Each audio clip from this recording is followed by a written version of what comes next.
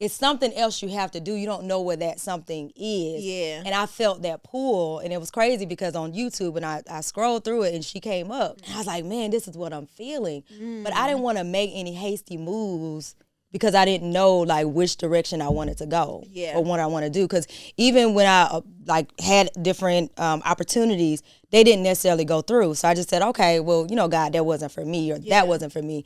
So again, I had to just lock in and be clear. And again, you just feel like a stagnation, right? Mm-hmm. It's kind of like you hit the ceiling. Yeah.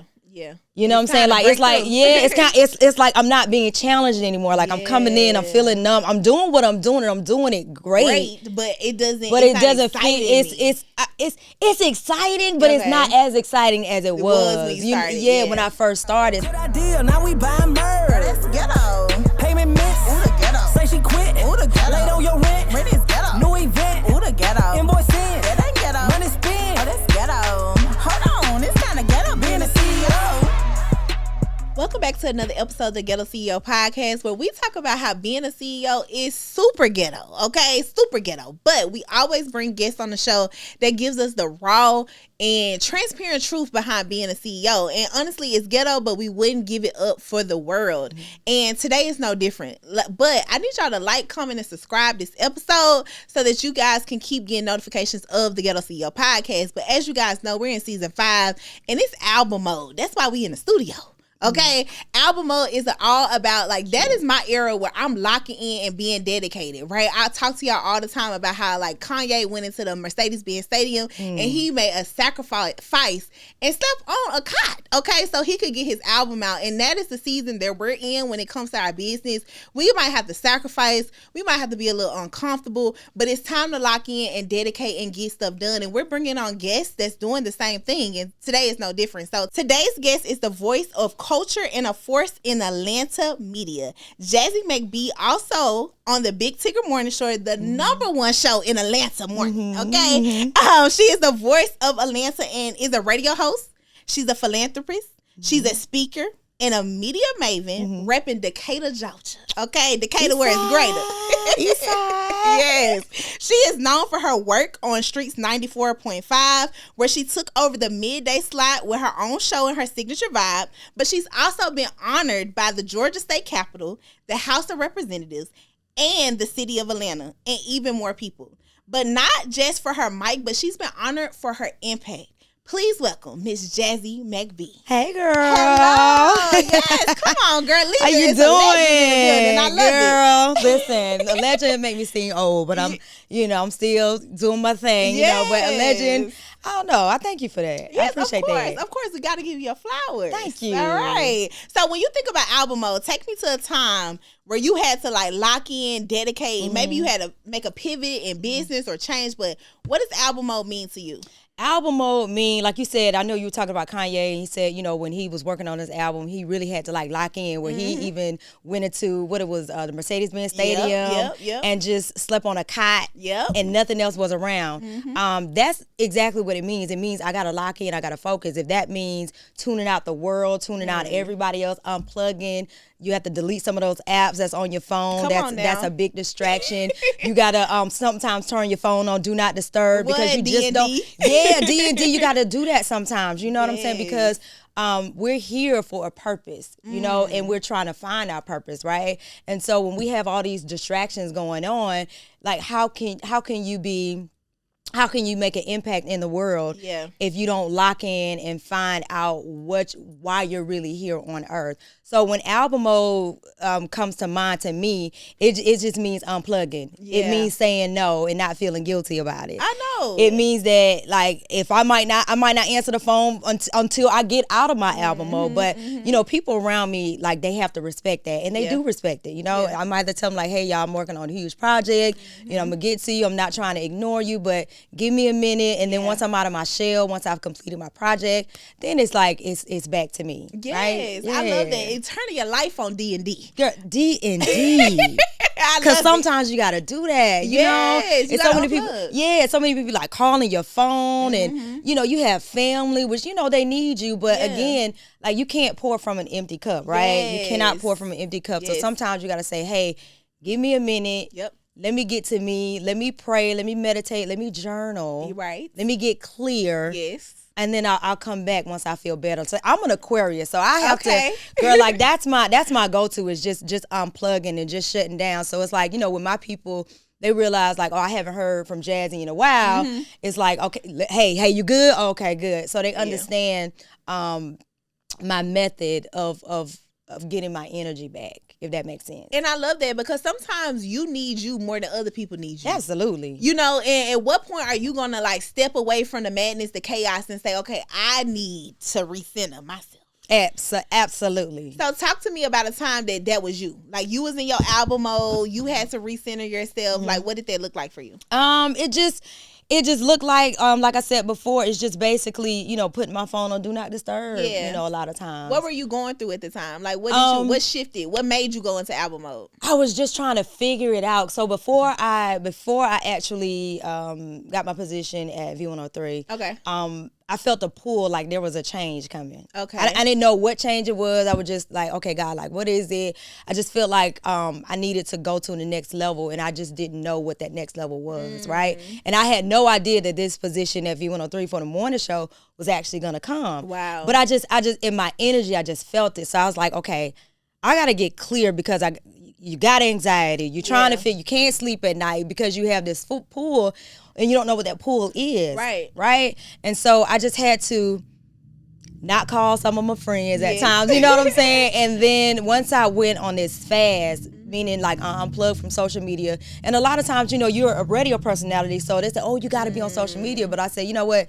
Forget all that. I need to be clear on where I'm going, what I need to do.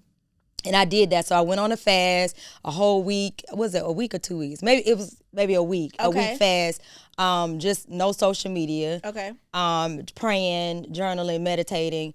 And then once I got back out, even though I didn't have a clear direction, it's like, boom, that call from V103 actually came like a month later. Oh, wow. Yeah, wow. And so God moved fast. God moved. He moved, not all the time now. Not all the time. That Sometimes you have a waiting season. Time. Yeah, he moving at his time, but that was my season of me having to like shut down and just lock everything down. Yeah. And even during that process, I had to, like God was telling me, don't tell nobody you got this position. Don't tell nobody what it is that you're doing. And, I have friends and, family that I call for like everything. Like, hey, this is this. Yeah. And he said, hey, if you tell anybody, like, you're going to mess it up. And so I had to shut my mouth for a couple of weeks, not tell anybody what was going on until I actually signed my paperwork and signed, seal, deliver. So when it's like, when God wants you in a place, he wants you to be still. Like you have to be clear. You can't have any distractions around at all. Yep. That's good. And I think, and sometimes it's hard because, you just got exciting news. You're like, girl, you want to, you pick up the phone like, girl, this happened to me. Yes. But I'm telling you, he told me, he was like, if you tell anybody, you're going to mess it up. And I wanted it. Yeah. And I felt like this was a new dimension for me. Right. And so it was hard. It was challenging. Okay. But I did it. And as soon as I signed that paperwork, baby, I picked up that phone and called everybody that I knew, honey. Like, and it's literally only like 4 or 5 people in my circle. But that's the feel like everybody you know. Right. And so, and so sometimes you just got to be clear just to hear that voice, man. I love that. So my thing is like, what made you feel like when you were in your last season that it was time to level up? Like it was, because after you've accomplished so much, people are like, Jazzy, you've done it all. Like what else do you want to do? That's crazy. I know you are enjoying this episode of the Ghetto CEO podcast, but listen, I need you to do me a favor, okay? I need you to subscribe, like, and comment below, because I only know that you're watching this if I see those views and all those things go up, okay? Now back to the episode. And I have not done it all. That's the thing, because I still have goals and dreams that I want to accomplish. But I don't know. I remember Oprah saying, and I was listening to her a lot, and she was talking about this gravitational pull. It's something that it's telling you, like it's something else you have to do. You don't know what that something is. Yeah. And I felt that pull, and it was crazy because on YouTube, and I scrolled through it, and she came up, and I was like, man, this is what I'm feeling. But I didn't want to make any hasty moves because I didn't know like which direction I wanted to go or what I want to do. Because even when I like had different opportunities, they didn't necessarily go through. So I just said, okay, well, you know, God, that wasn't for me, or that wasn't for me. So again, I had to just lock in and be clear. And again, you just feel like a stagnation, right? Mm-hmm. It's kind of like you hit the ceiling. Yeah. You know what I'm saying? Like, it's like, it's like I'm not being challenged anymore. Like, I'm coming in, I'm feeling numb. I'm doing what I'm doing, and I'm doing it great. But it doesn't. But it doesn't feel. It's exciting, but it's not as exciting as it was when you started. When I first started. So, again, if you're connected to spirit, you're connected to God. I always put Him first. Yeah. Like you're gonna feel that energy of like something else is next. I don't know what that something else is. I loved it. But it's gonna feel like something is next.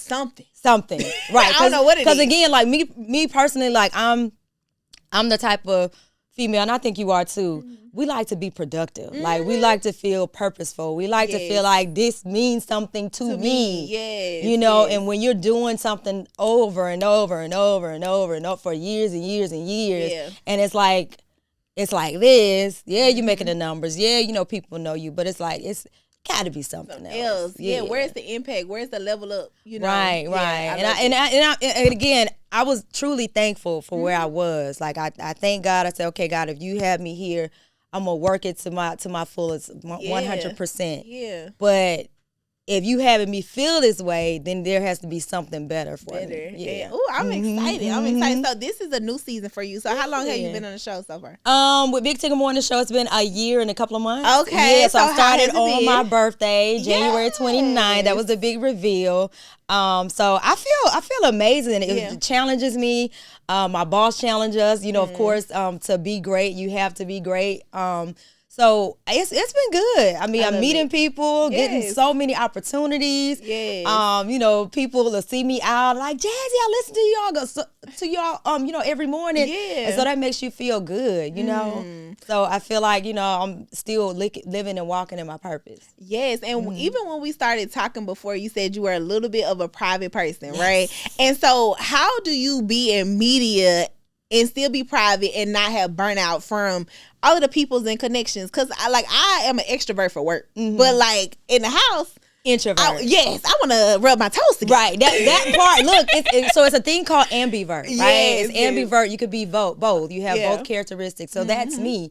Like me, I'm extroverted. Like I'm jazzy when I'm out. I love people, love talking to people. Yep. But at times, like I like to sit in my house. I don't want to be around nobody. I like this right Girl, here. the blankets. I don't want to put on no makeup. I don't want to do no hair. I want to be in my bonnet. Yes. You know, I want to be in silence. Yeah. I want to be around my family. I want to be around my people. Yeah. So there, you have to create boundaries, and you have to know like who you are. Yeah. You know what I'm saying? Because if you don't know who you are coming into a space where they're going to tell you, or some people may tell you who you need to be, then you're going to get lost in all that. So you got to come in knowing who you are, where you want to go, how you want to see it, what information you want to share. Yeah. And you don't have to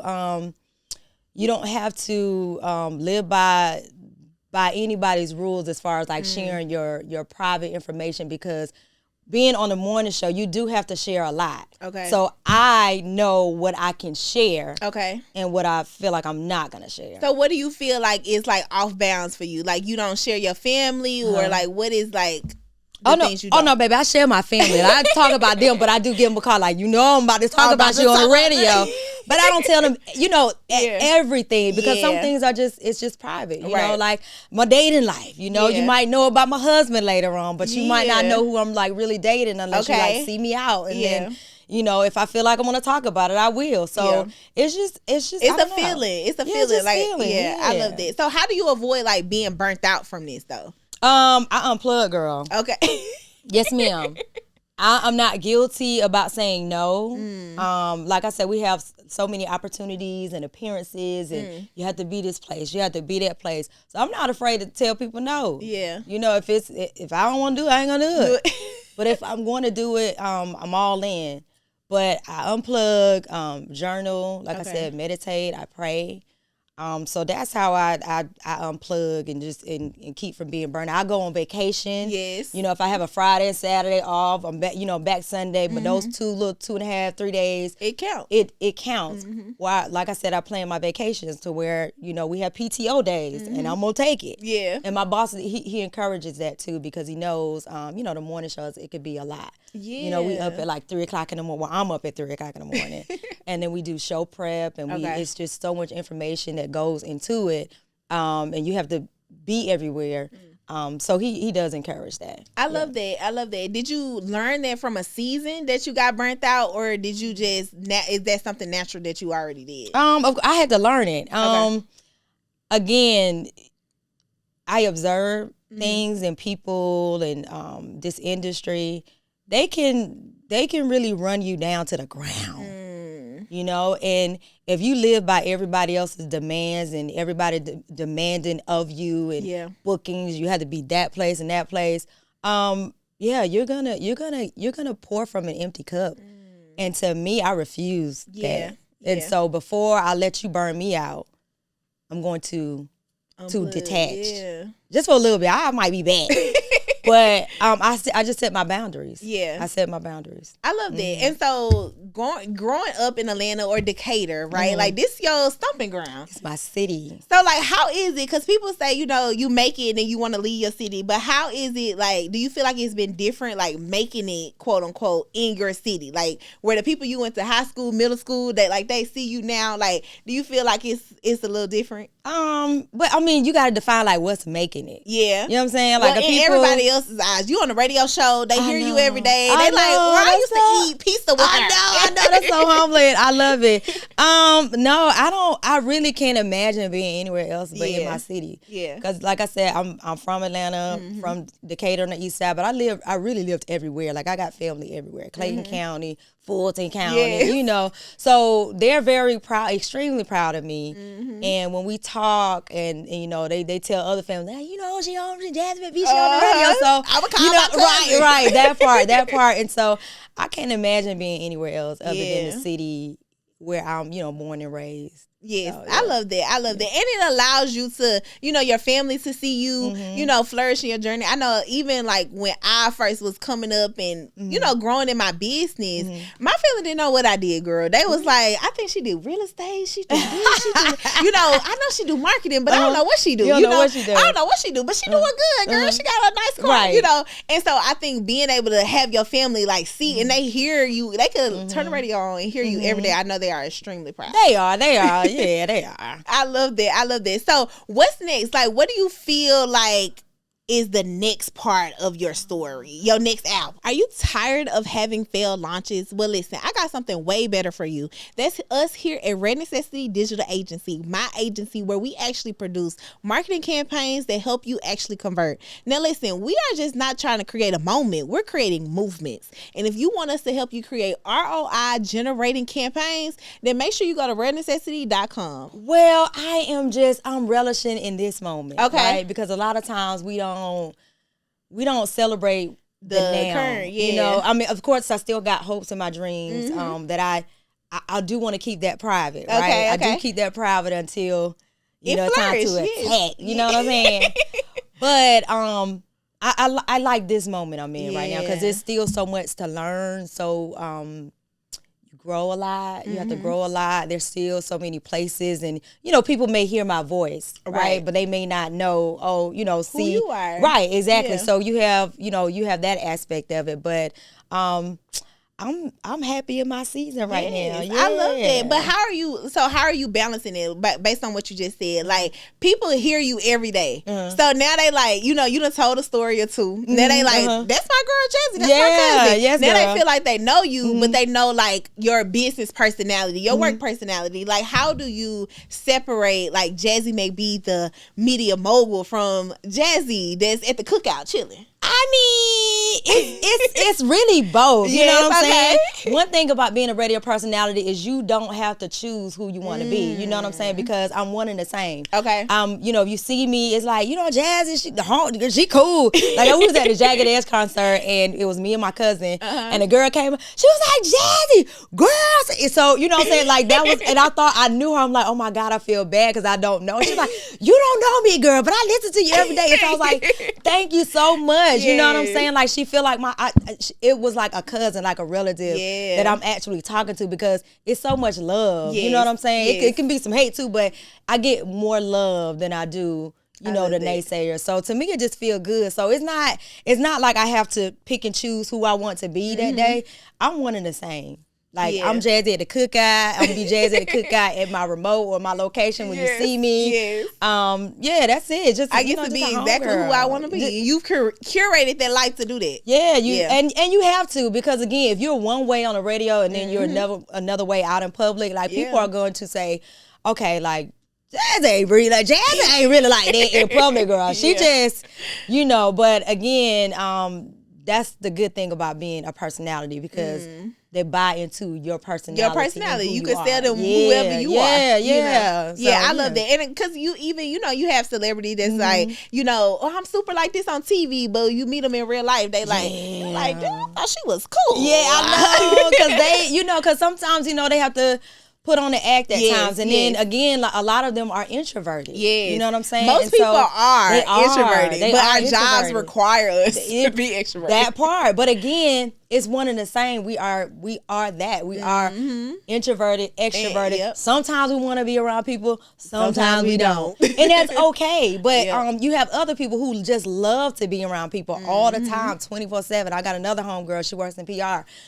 When I tell you that girl is on go, I'm like, girl, no ma'am. Like, I'll let her do the talking sometimes. Like, when we're going somewhere, because she's on the go all the time, so she's just extroverted. Like, her energy is depleted when she's by herself. So she has to be around people, and that's okay. And that's why I love her. That's why I'm around her.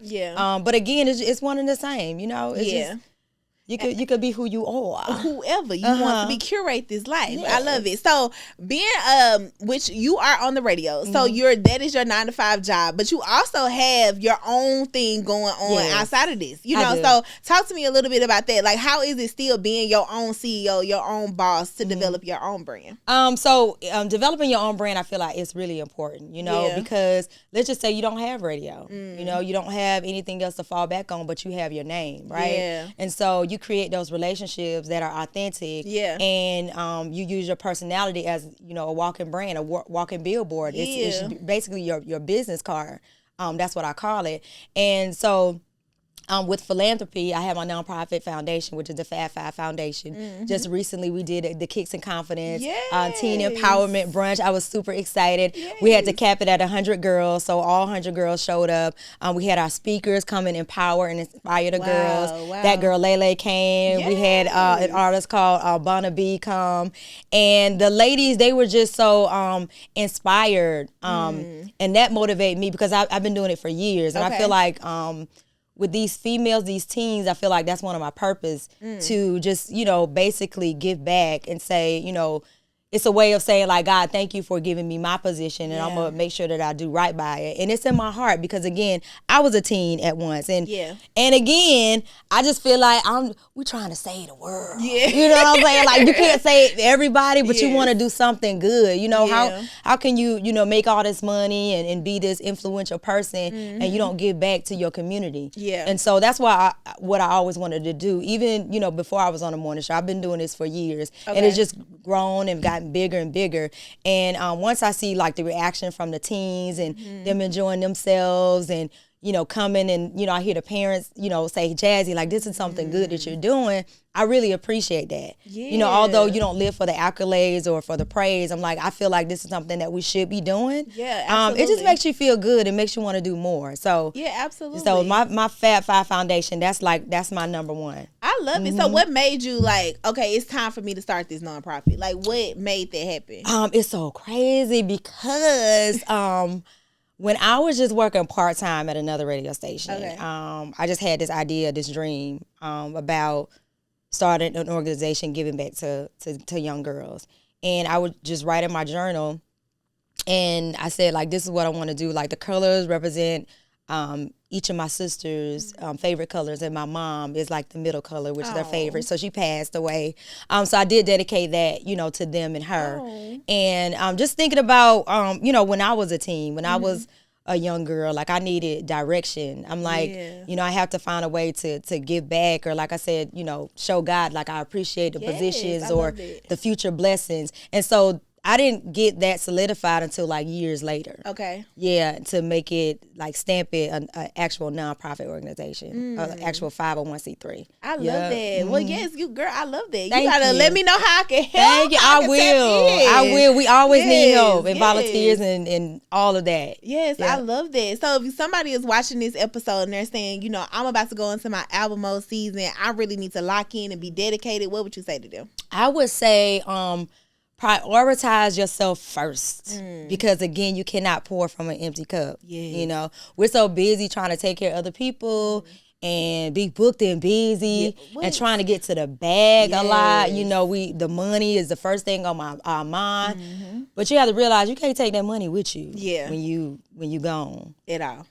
But what you can take with you, or what you can leave behind, is like a legacy. So when I tell people, like, just you gotta unplug, you gotta be okay with saying no. You know, you have to be okay with if somebody calling with problems and want to dump all that emotional energy on you. Hey, man, you gotta wait. Wait a minute, because listen, I feel bad for this, I feel bad for that, but I need to take time out for me. Go to therapy if you need to. I'm a big advocate of therapy. Journal, pray. You know, if you don't believe in something bigger or higher than you, spirituality. So again, you just gotta take that time and just be okay with saying, no, I don't want to do this right now, and just be selfish. You can be selfish at times, do that. And I think there's nothing wrong with being selfish. Nothing. It's being selfish in a way to where, you know, you're giving back to yourself. You know, pouring from your own cup. From your own cup, girl, because you can't be pouring from no empty cup at all. Just little drip drop. Little drip drop. Right. Look, that part. Right. That part. I love it. Well, I hope y'all enjoyed this episode. Thank you for tuning in to another episode of the Ghetto CEO podcast. Make sure you like, comment, and subscribe, and I will see y'all on the next episode. Bye, y'all. Invoice in, that ain't ghetto. Money spin, oh, that's ghetto. Hold on, it's kinda ghetto being a CEO.